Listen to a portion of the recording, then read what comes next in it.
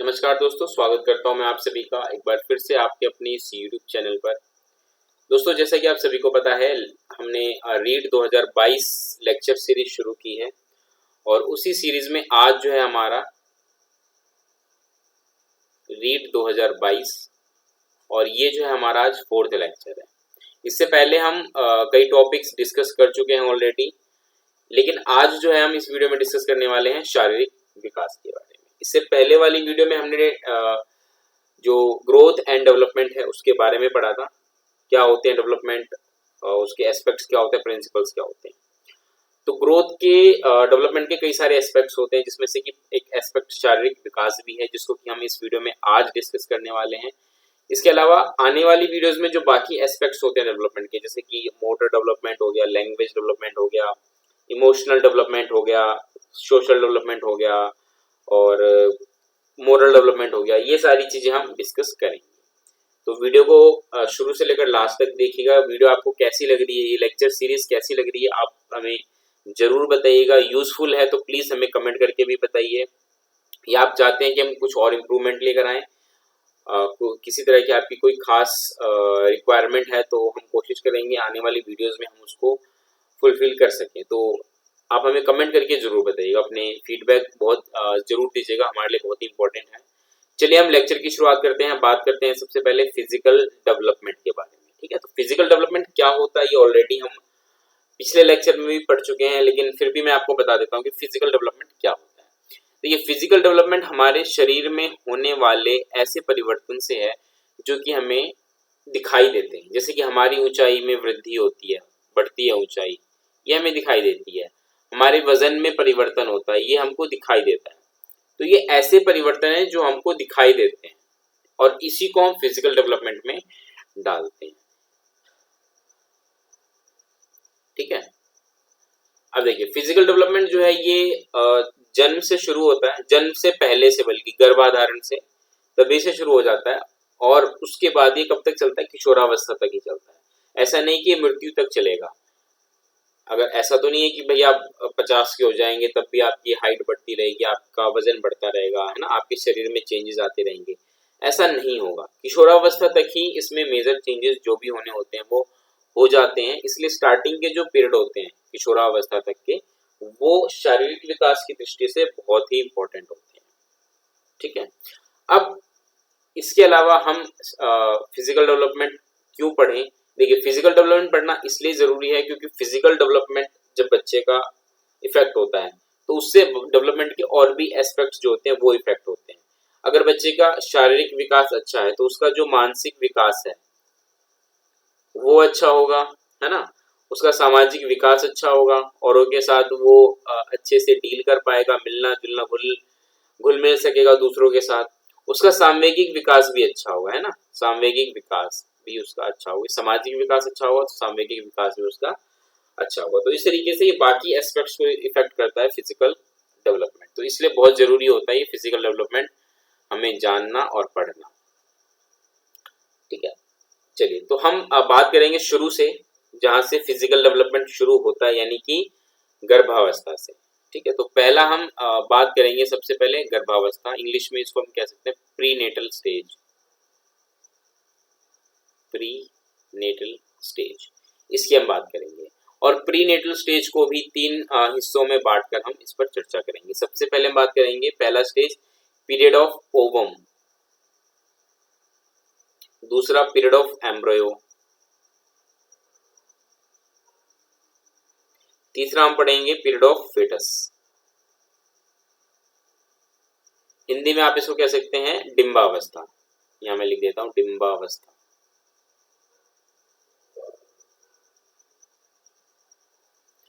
उसके बाद पिंडावस्था आप इसको कह सकते हैं,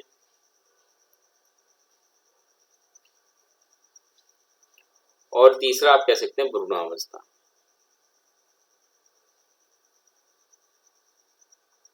तो मेजरली हम 3 हिस्सों में बांट के इसको पढ़ेंगे। सबसे पहले हम बात करेंगे डिंबावस्था की।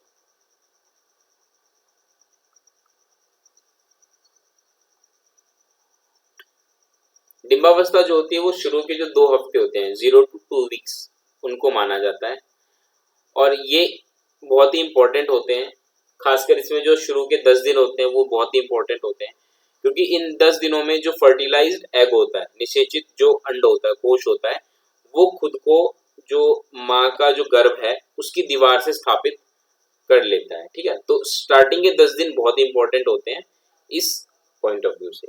इसके अलावा क्या होता है कि शुरुआत में क्या होता है कि बच्चे के जो अंग होते हैं वो विकसित नहीं हो पाते, खासकर इस अवस्था में, डिंबावस्था में। तो उसके लिए मुश्किल होता है बाहर से पोषण लेना, यानी कि मदर से वो न्यूट्रिशन नहीं ले पाता शुरू के 2 हफ्ते में। तो इसमें क्या होता है कि शुरुआत में वो पोषण भीतर से लेता है, खुद से लेता है। खुद से कैसे? जो निषेचित अंडा होता है, आपने पढ़ा होगा अंडे में योक होता है, पार्ट होता है ये अंडे का, तो उसमें बहुत ही ज्यादा न्यूट्रिशन होता है, पोषण उसमें पहले से ही होता है, तो वहां से वो खुद को पोषित करता है। तो डिंबावस्था मेनली इसी से रिलेटेड है, इससे ज्यादा इसमें कुछ नहीं है। उसके बाद जो हम बात करेंगे सेकंड, वो है पिंडावस्था। पिंडावस्था जो है इसका जो पीरियड है वो 3 से 8 वीक है। और इसमें जो सबसे इंपॉर्टेंट चीज होती है कि बच्चे में ऐसे अंग विकसित हो जाते हैं जिससे कि वो अब न्यूट्रिशन बाहर से ले सकता है। बाहर से कहाँ से? मदर से। ठीक है, इसमें मेनली जो सबसे इंपॉर्टेंट पार्ट जो बच्चे में डेवलप हो जाते हैं वो होता है प्लेसेंटा, दूसरा एम्बिलिकल कॉर्ड,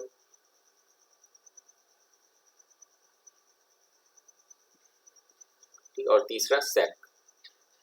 सैक को आप हिंदी में कह सकते हैं झिल्ली।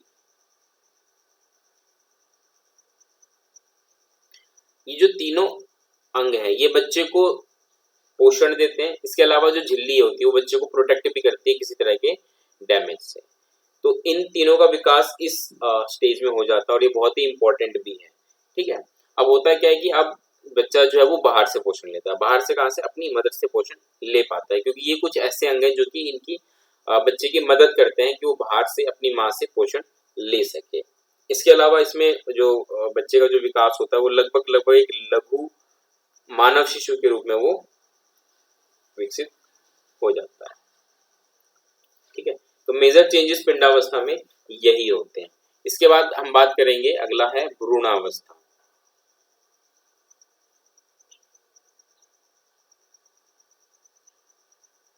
भ्रूणावस्था की, ठीक है, तो भ्रूणावस्था में क्या होता है कि भ्रूणावस्था में ये जो पीरियड है ये 9 से 40 वीक का है।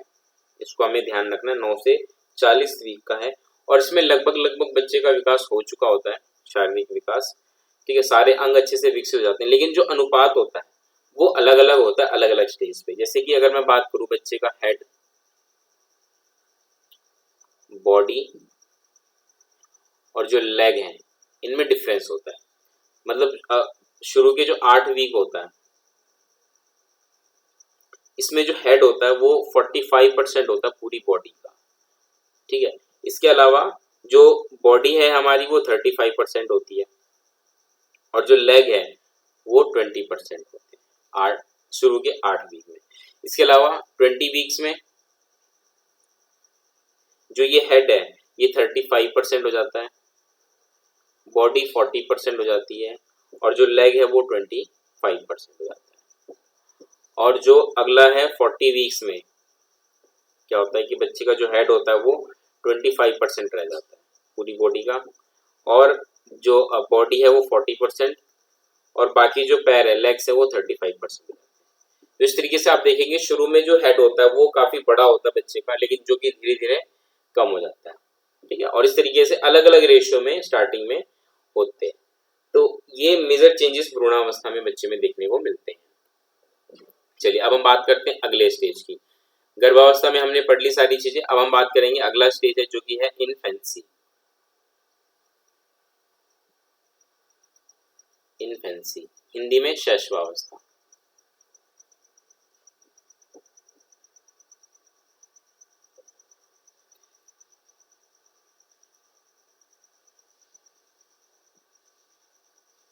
देखिए शैशवावस्था क्या होता है कि ये 0 से 2 साल के बीच का होता है, ये आपको पता ही होगा, 0 to 2 years का ये होता है। ठीक है, और शारीरिक रूप से ये बहुत ही इंपॉर्टेंट होता है। इसमें क्या होता है कि बच्चे में शुरू में 270 हड्डियां होती हैं जब बच्चा जन्म लेता है। लेकिन धीरे धीरे बच्चे में जो ये हड्डियां होती हैं, जब बच्चे को और भी न्यूट्रिशन मिलते हैं तो वो और विकसित होती हैं, मजबूत होती हैं और इनकी संख्या भी बढ़ जाती है। ठीक है, 300 के पार पहुंच जाती है। इसके अलावा जब बच्चा 6-7 महीने का होता है, 6-7 मंथ का होता है, तो इस दौरान बच्चे के जो दूध के दांत होते हैं वो आने शुरू हो जाते हैं। दूध के दांत बच्चे के आने शुरू हो जाते हैं और लगभग 1 साल का होते होते बच्चे के लगभग 20 दांत जो है वो निकल चुके होते हैं। ठीक है, इसके अलावा आपको ये भी ध्यान रखना है कि जो बच्चे के सिर का वजन है वो इस स्टेज में 350 ग्राम के आसपास होता है, जो कि धीरे धीरे बढ़ता है जैसे जैसे बच्चा बड़ा होता है। इसके अलावा जब बच्चा 1 महीने का होता है तो उसकी हार्ट बीट जो होती है वो भी ज्यादा होती है। लगभग 1 मिनट में बच्चा 140 बार उसका जो दिल है वो धड़कता है। ठीक है, लगभग 140 हार्ट बीट होती है और ये धीरे धीरे घटती जाती है। उसके बाद हम बात करें कि इस स्टेज में बच्चे में मोटर कंट्रोल कैसे आता है धीरे धीरे। तो देखिए, जब बच्चा 1 महीने का होता है, जब बच्चा 1 महीने का होता है तो वो क्या करता है कि अपने पेट के बल लेटकर जो ठोड़ी है वो ऊपर उठा लेता है ना, ऐसे पेट के बल लेट जाता है, पेट के बल लेटकर अपनी जो ठोड़ी है वो ऊपर उठा लेता है। मैं लिख देता हूँ, पेट के बल लेटकर।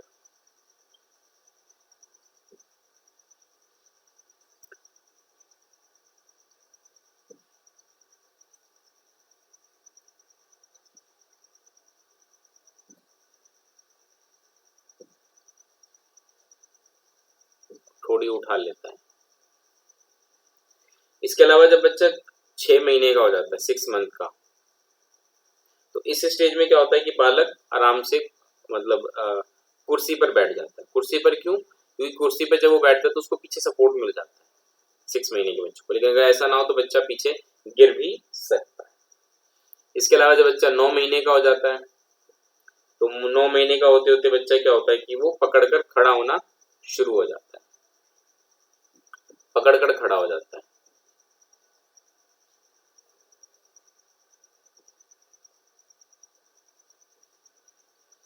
इसके अलावा 12 माह का होते होते यानी कि 1 साल का होते होते बच्चा क्या होता है कि वो पकड़कर चलने भी लगता है।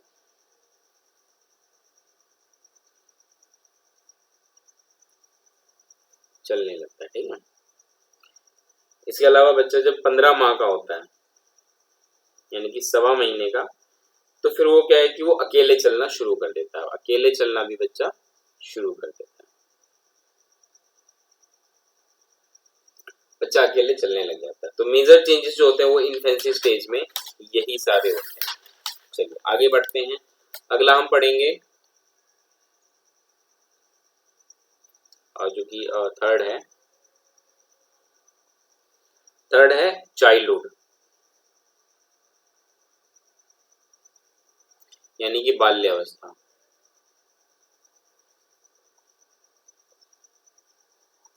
ये लगभग 3 से लेके 12 वर्ष के बीच की होती है, ये हमें ध्यान में रखना है।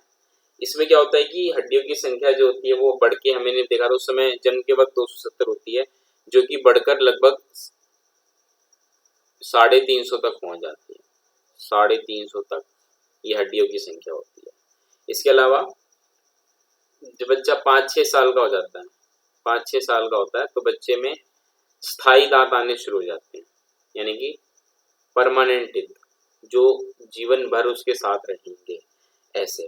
ठीक है, इसके अलावा बच्चे का जो हार्ट बीट होता है वो 1 मिनट में, अब यहाँ पे घटकर कितना हो जाता है, 1 मिनट में 85 हो जाता है। ठीक है, और बच्चे की जो मांसपेशियां होती हैं, इस स्टेज में जो बच्चे की मांसपेशियां होती हैं वो क्या होती हैं कि पूरे शरीर के, समस्त जो शरीर होता है उसका, शरीर के भार का कितना रह जाता है, 33% हो जाता है। ठीक है, इसके अलावा बच्चे का जो सिर होता है उसके अनुपात में भी कमी आती है। और सबसे इम्पोर्टेंट चीज क्या होता है कि इस स्टेज के आखिर तक यानी कि 11-12 साल का जब बच्चा होना शुरू हो जाता है, 11-12 साल की एज में बच्चे में यौन अंगों का विकास होना शुरू हो जाता है। ठीक है, हमें इस चीज का ध्यान रखना है इस स्टेज के एंड। चलिए आगे बढ़ते हैं। अगला है हमारा और लास्ट जो कि इससे रिलेटेड है फिजिकल डेवलपमेंट से, वो है एडोलेसेंस, यानी कि किशोरावस्था।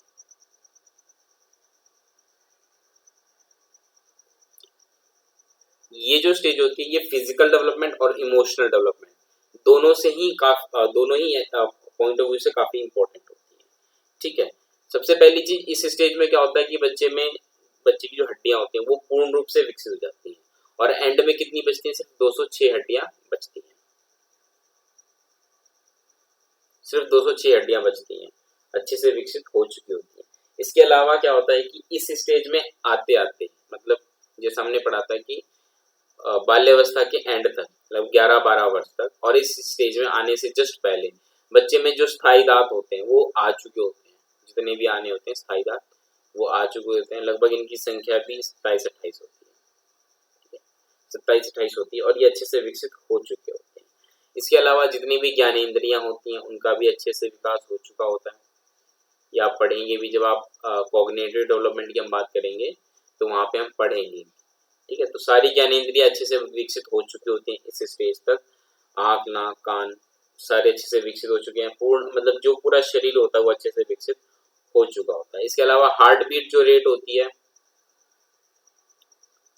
हार्ट बीट ये भी नॉर्मल हो जाती है, लगभग 1 मिनट में 72 बार जो होता भी है अडल्ट ह्यूमन का, इतना हो चुका होता है। ठीक है, इसके अलावा 16 वर्ष तक 16 वर्ष की उम्र तक बच्चे का जो मस्तिष्क है वो पूर्ण रूप से विकसित हो चुका होता है। ठीक है, पूर्ण विकसित हो चुका होता है,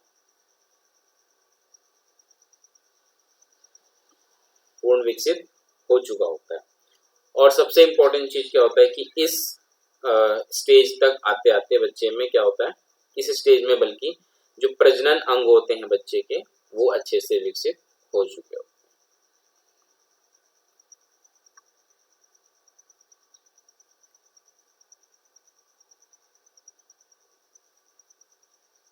प्रजनन अंगों का पूर्ण विकास हो चुका होता है। ठीक है, तो ये सारे इंपॉर्टेंट चेंजेस इस स्टेज में हमें देखने को मिलते हैं। तो यही कुछ मेजर स्टेजेस थे कि किस स्टेज में क्या होता है। चारों स्टेज हमने पढ़ लिए। अब हम लास्ट में ये जानने की कोशिश करेंगे कि ऐसे कौन कौन से फैक्टर्स हैं जो कि शारीरिक विकास को प्रभावित करते हैं।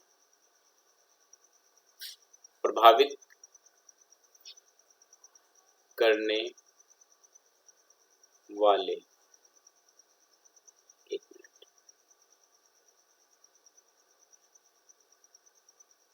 प्रभावित करने वाले